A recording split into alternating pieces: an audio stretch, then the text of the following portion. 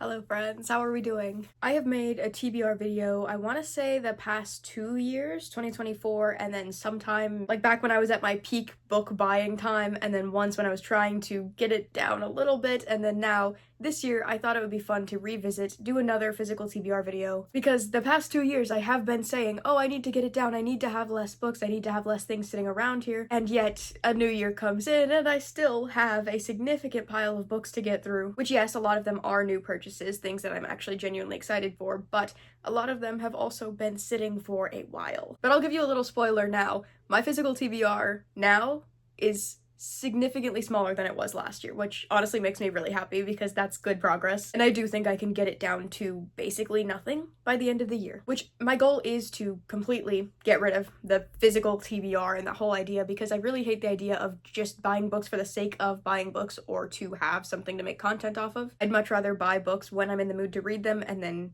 enjoy them rather than having them be a constant pressure in the back of my head of, oh, I have to finish this and this and this. I would much rather intentionally buy books and know that I want to read them or that I have a plan for them that's actually going to happen, rather than just, oh, sometime in the future I could potentially make something with this, because that doesn't make any sense. The books will be there, you know? I don't have to own all of them right then. And I've definitely felt guilty for owning so many books at once when it feels like I'm never gonna get through them, but at the same time, you're allowed to own a lot of books and enjoy the hobby of buying books and appreciating how they look or wanting the options for when you're in the mood to read certain things. Like, I get all of that. But do we need 50, 100, 200 books sitting there just in case? Probably not. It's not realistic for the average person. If you're making book videos and that's your job, then go for it, you know? Like, that's kind of a big part of the job. But for all the people that are watching that are thinking, oh, I wish I had that many, no, you don't. I guarantee, no, you do not. You do not need that many. You are not going to read that many. And if you do read that many, you can buy them when you're reading them. It's gonna be okay. So I've been trying really hard the past year or two to cut down on my physical TBR, and we're just gonna talk about what I have left. There are, of course, the ones that have never left us. We have, again, Agatha Christie short stories. This has been sitting on my shelf for a couple of years, which it's not like a traditional sit down and read in one sitting type of thing. It's a lot of short stories, but I can't get myself to even start it. It's over 800 pages, but the individual stories are all very short. And I've read a lot of them before, and I know that it would probably be okay if I started, but it's so intimidating to just take that first step. What I really need to do is read one story and then set it down, and then not worry about it, and then pick up another day, read another story, set it down, instead of having it in my head that I have to get through it in as little time as possible. It's also incredibly floppy, so I really have no excuse. I have Dracula by Bram Stoker, which is a classic that's been sitting there for a year or two, again. Something that's been just haunting my shelves, but because it's a classic, it seems too intimidating. And I also always tell myself that I'm gonna read it during the appropriate seasonal time of year, so November, October, sometime around then, and it doesn't happen, and then it's like, okay, well,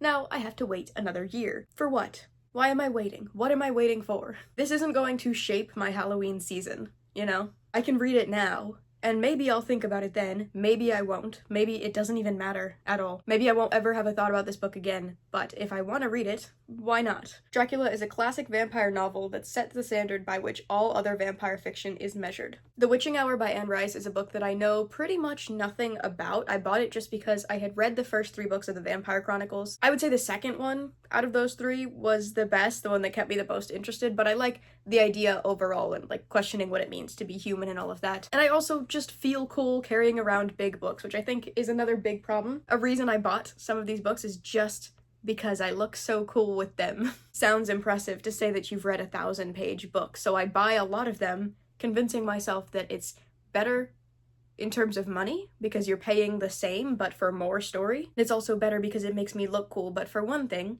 I'm not reading for appearance, I'm reading because I like to read. And for another, dragging yourself through 1,200 pages is not more cost-effective if you don't enjoy it. It's a very flawed way of thinking, but that is the reason why I've ended up with a lot of these. That being said, I did like the Vampire Chronicles. I liked the way it was written for the most part. It took me a while to get through, for sure, because I was still kind of getting into reading, but I think now that I know I'm capable of reading something that big, I think I could probably get through this once I start it, just as soon as I figure out what it's actually about. I Babel or Babel by R.F. Kuang. Still don't know how to pronounce it, look at that. But this book was kind of presented as another one of the dark academia books going along with Secret History, If We Were Villains, that category of things. I waited until it came out paperback and then I bought it, and then I still didn't read it, so really I didn't need to buy it at that time. But I will say I did just reread The Secret History after like 2 or 3 years since the first time, and I still really enjoyed it. So I am kind of still chasing after that feeling, and I do think this could be good for that. I didn't even realize there was magic. I thought this was just another big fancy school and rich kids and all that, but there's magic. So I think the main thing holding me back from reading this is the fact that I would probably want to annotate it so that it can match with some of my other books that I have, which means probably reading it once, deciding if I actually like it, and then going back through and rereading it again to mark it up. I don't have the patience to do all of that right now, so I can't even read it the first time, but I can feel it out, you know? I can read it one time, see if I like it enough to even want to annotate it fully, because what I'm talking about is like decorative, when you're just sticking a bunch of tabs in it so it looks all scholarly. It's not actually to benefit the reading experience. So I don't know why I'm holding myself back from reading this book because of that. I didn't mean for this video to be so critical of my buying habits, but I do think it's kind of necessary to analyze why you bought a book at a certain time. What was your intention behind buying the book? Did you need it? Did you want it? Do you have any desire to read it? If not, why do you still have it? I think those are all important questions to ask, because it can be really easy to watch all of these videos and to be like, man, that book looks pretty. I want a big bookshelf full of lots of things. And then you see people do the videos where they're like flipping over every book I've read, and it's like 3 out of 10, but on a much larger scale, which again is fine if that's something you enjoy, but especially for the average person, do you need to do all that? So then when you're creating, do you need to make it look like that's a thing that people can do? I don't know. I'm feeling weirdly critical today. I don't know what that's all about. But I do want to be more conscious about why I'm buying things, you know? So I think sitting down and talking about why I did buy some things is going to allow me to think about it a little more the next time I go to the bookstore, which I'm proud to announce that I haven't done that this year. I haven't really bought any books besides Book of the Month, which I then immediately read. I have Aragon by Christopher Paolini, which Kaylin recommended I read because it's something that was in the library when we were kids growing up, you know? I've always seen this book, but I've never had any desire to read it. I think the only other really big dragon book that I've read is The Priory of the Orange Tree. This is another book with dragons and dragon riders, and I do like stories like that, but I will say this book throws you straight into it. It does not hold back. Like right from the beginning, there are a lot of things that I don't know what they mean, and that makes it kind of intimidating to get into. And I also don't know anything about the books past this, so I feel like even if I do finish this one, if I like it, I probably won't get the rest physical. I'll get them on my Kindle just because I don't have any strong feelings towards it, which maybe I will once I read this and see how I feel about it, but as of right now, I have no desire to get the rest. When We Were Birds, I talked about it in my TBR video last year because I had just recently gotten it, entirely because I hadn't heard anything about it online. I just wanted to go to the bookstore, browse, see what called to me, and this one did, but apparently not that much because I still haven't read it. I'm a lot more capable than I think, so once I start reading this book, I really don't think it'll be so bad, but just looking at it, it feels really intimidating, and it doesn't need to be. A lot to do with identity and grief and love and maybe taboos and religion. Lots of stuff that I do like, so it's worth a try. And then Pachinko by Binjin Lee. She is still here. I got this book coming up on 3 years ago now, and I still have not picked it up. And that's the problem with having a physical TBR like this, is because I have it in my head now that I can't read this book, that for some reason it's too intimidating to even begin. It's been sitting there for so long, there has to be some reason why I haven't picked it up yet. And that's just not the case. It's been sitting there for so long because I've been picking up other books and I've been buying other things and reading them. But now I'm at this point where I have this mental block on the books that have been sitting there the longest, which I did at some point really want to read, but now they seem so intimidating purely because I've owned them. And that's what I'm talking about buying books when you want to read them so that you can actually read them, rather than having a pile that sits there and then you dread the pile purely because it's there. I think I will like this book. I think I will get through it and it will be great.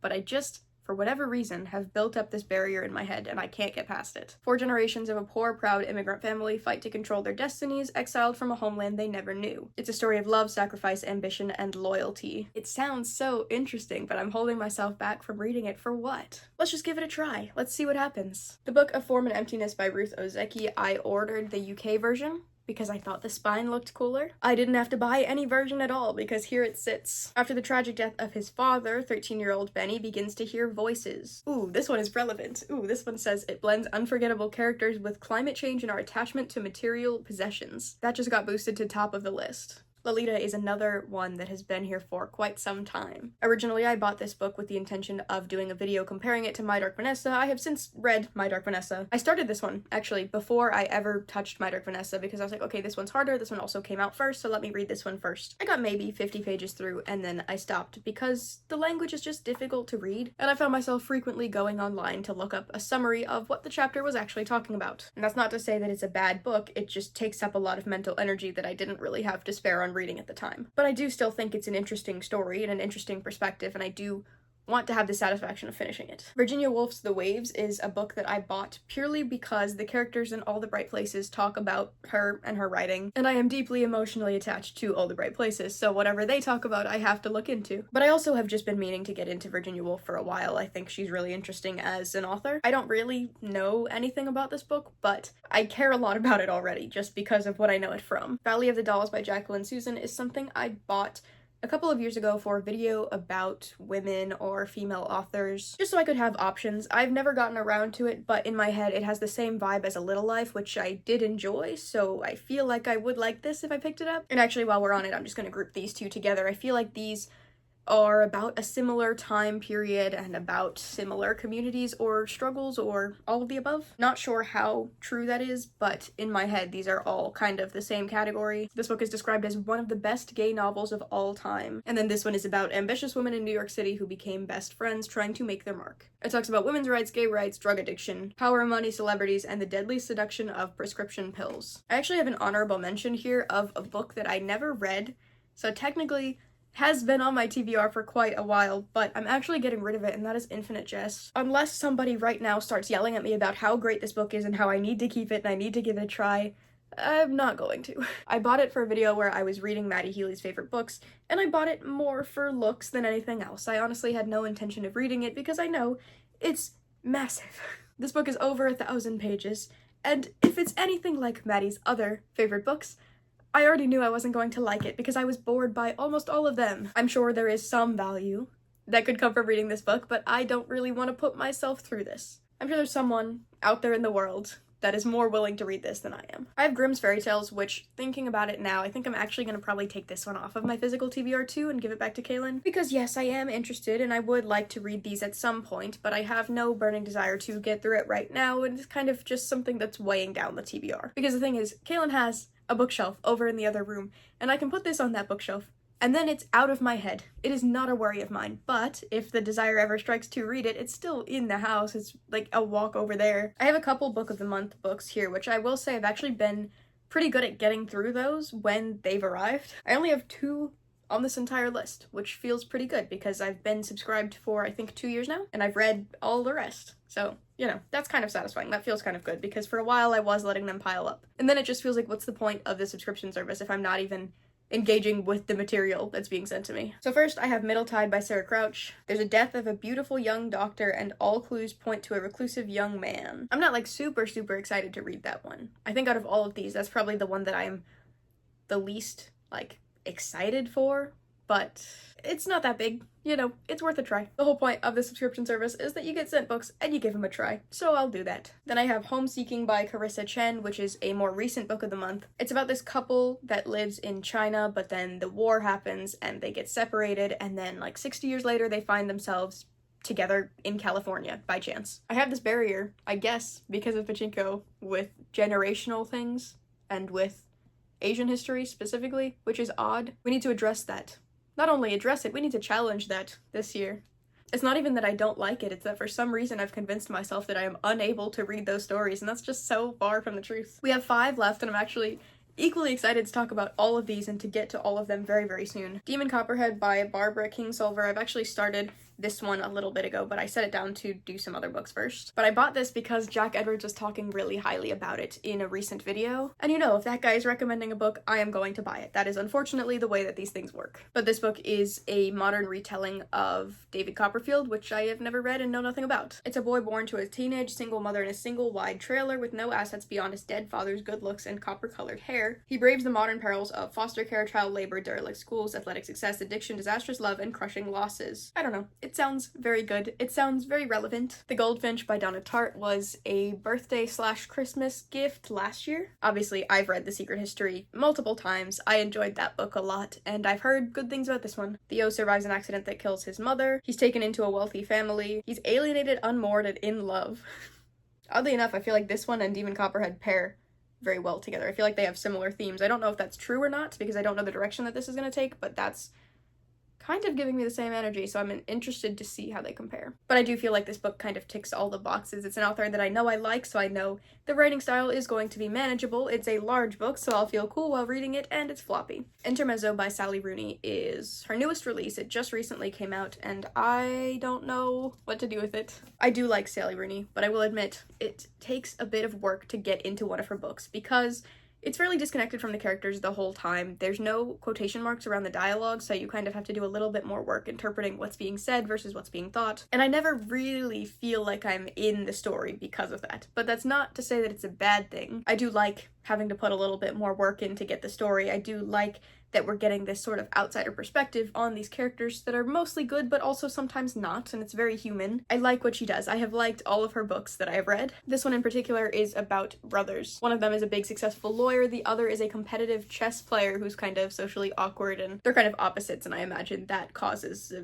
bit of a rift in their relationship. But then throughout it they're also dealing with grief, and I assume it's going to be a lot of how the two of them interact, but also how they approach the world in completely different ways. I started it. I didn't have the mental power to get through it. I do think it'll be good when I read it. That's like a common thing with a lot of these books, is I started them, it wasn't the right time. I still have hope.